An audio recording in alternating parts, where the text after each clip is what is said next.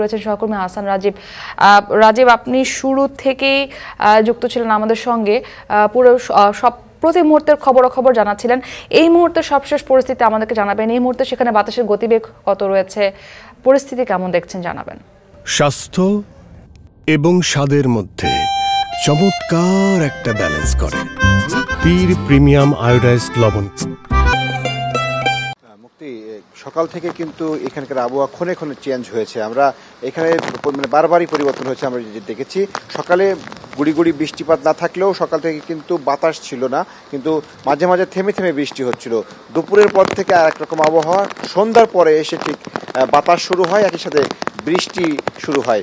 তো সেই টানা বৃষ্টিপাত এবং টানা বাতাস এখনো চলছে, যেটি গতিবেগ যদি বলি ঘন্টায় 60 থেকে 70 কিলোমিটার বেগে কিন্তু এখানে বাতাস প্রবাহিত হচ্ছে। এবং এখানে সবচেয়ে বড় যে সমস্যাটি তৈরি হয়েছে, এখানে যে নদীগুলো রয়েছে, বিশেষ করে খোলপেটুয়া এবং কপোতাক্ষ, এখানে মালঞ্চ, এই সমস্ত যে বড় বড় যে নদীগুলো রয়েছে, এই বড় নদীগুলোতে আসলে পানির যে চাপ, জোয়ারের পানি যেটি এসেছিল সেটি আর ভাটিতে নামেনি।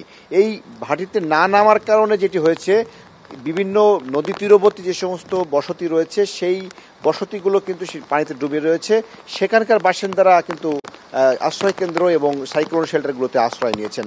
এছাড়া এই বেড়িবাঁধগুলো, যে ক্ষতিগ্রস্ত বেড়িবাঁধগুলো রয়েছে, সেখানে কয়েকটি জায়গায় ফাটল হয়েছে।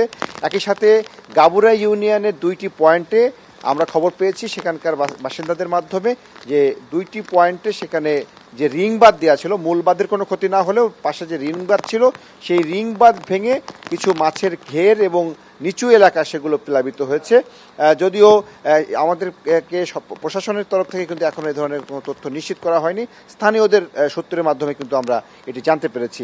এবং সেখানে সেই গাবুরা ইউনিয়নে একজন ব্যক্তি মৃত্যু হয়েছে, একজন বৃদ্ধ মানুষ, তার বয়স 65 বছর। তিনি বাড়ি থেকে সাইক্লোন শেল্টারে যাওয়ার পথে ঝড়ের মধ্যে পড়ে মারা গেছেন, এমন তথ্য আমরা পেয়েছি। এটি স্থানীয় চেয়ারম্যান আমাদেরকে নিশ্চিত করেছেন। এছাড়া এই গাবুরা ইউনিয়নের পার্শ্ববর্তী যে পদ্মপুকুর ইউনিয়ন রয়েছে, সেখানে কয়েকটি স্থানে বেড়িবাঁধে বড় আকারের ফাটল দেখা দিয়েছে, এমন তথ্য আমরা পাচ্ছি। তো যেহেতু এখন রাতের বেলা যোগাযোগ অনেকটাই বিচ্ছিন্ন, স্থানীয়দের কাছ থেকে মোবাইল ফোনের মাধ্যমে যোগাযোগ করার আমরা চেষ্টা করেছিলাম, কিন্তু সেখানে নেটওয়ার্ক না থাকার কারণে, এবং বলে রাখি যে দুপুরের পর থেকে কিন্তু পুরো উপকূলীয় এলাকা বিদ্যুৎ বিচ্ছিন্ন থাকার কারণে কিন্তু অনেক মোবাইল কোম্পানি যে টাওয়ারগুলো রয়েছে সেগুলো তারা যে জেনারেটরের মাধ্যমে তারা সেগুলো পরিচালনা করছেন, বাকি এলাকায় আসলে নেটওয়ার্ক বিচ্ছিন্ন রয়েছে।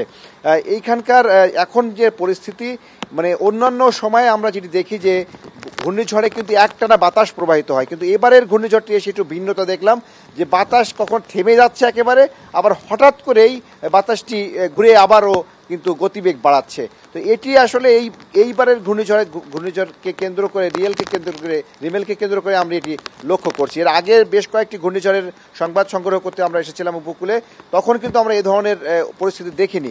এটি আসলে নতুন একটি অবস্থা তৈরি হচ্ছে এবার, ক্ষণে ক্ষণে কিন্তু এর রূপ পরিবর্তন করছে। তো এখন টানা বৃষ্টিপাত এবং টানা ঝড়ো হাওয়া, সেটি কিন্তু সেই সন্ধ্যা থেকে প্রবাহিত হচ্ছে উপকূল জুড়ে। মানুষের মধ্যে আতঙ্ক কাজ করছে। মানুষ আশ্রয় নিয়েছেন আশ্রয় কেন্দ্রগুলো, এবং তাদের বাড়িঘর ফেলে তারা যে সাইক্লোন শেল্টার এবং আশ্রয় কেন্দ্রগুলোতে আশ্রয় নিয়েছেন, তারা এখনও সেখানেই অবস্থান করছেন। কেউ কিন্তু আশ্রয় কেন্দ্র ছেড়ে বাড়িতে ফিরে যাননি। সকাল না হওয়া পর্যন্ত আসলে কি পরিমাণ ক্ষয়ক্ষতি হয়েছে সেটি জানা যাচ্ছে না। জেলা প্রশাসনের পক্ষ থেকে এখানে একটি কন্ট্রোল রুম খোলা হয়েছে, আমরা সেই কন্ট্রোল রুমে যোগাযোগ করেছিলাম। সেখানে তারা বলছেন যে এখন পর্যন্ত তাদের কাছে বড় ধরনের কোনো ক্ষয়ক্ষতির তথ্য আসেনি। তবে বাঁধ ভাঙার যে বিষয়টি, বাঁধ ফাটলের যে বিষয়টি তারা সেটা জানিয়েছেন। তারা বলেছেন যে ভাটি হওয়ার সাথে সাথে তারা সেখানে জিও ব্যাগ প্রস্তুত রেখেছেন, জিও ব্যাগের মাধ্যমে তারা সেই ক্ষতিগ্রস্ত বাঁধগুলো তারা সংস্কারের উদ্যোগ নেবেন।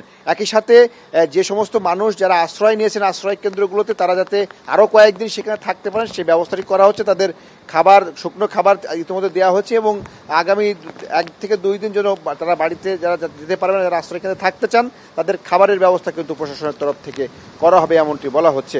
যদিও এই যে এলাকাটি এখন যে অবস্থা, একটা থমথমে অবস্থা মানুষের মধ্যে বিরাজ করছে, যে আবহাওয়াটা এখন যে অবস্থার মধ্যে রয়েছে, যে ঘূর্ণিঝড়টি আসলে কিভাবে এই উপকূল অতিক্রম করবে সেটি নিয়ে কিন্তু একটা শঙ্কা তৈরি হয়েছে, যে যখন উপকূলটি অতিক্রম করবে, এখন কিন্তু জোয়ার রয়েছে নদীতে, এই জোয়ার থাকাকালীন যখন অতিক্রম করবে তখন যদি জোয়ারে পানি চাপ বাড়ে সেক্ষেত্রে কিন্তু উপকূল রক্ষা বেড়িবাঁধ ভেঙে আবারও নতুন নতুন এলাকা প্লাবিত হতে পারে। এই শঙ্কাটি নিয়ে আসলে মানুষ এখন এই রাতটি পার করছেন। তো সকাল হলেই আসলে প্রকৃত চিত্র আমরা তুলে ধরতে পারবো। তো এই ছিল আমার কাছে সাতক্ষীরা উপকূলের সবশেষ তথ্য। আহসান রাজীব যুক্ত ছিলেন আমাদের সঙ্গে। আমরা সাতক্ষীরার খবরাখবর জানছিলাম।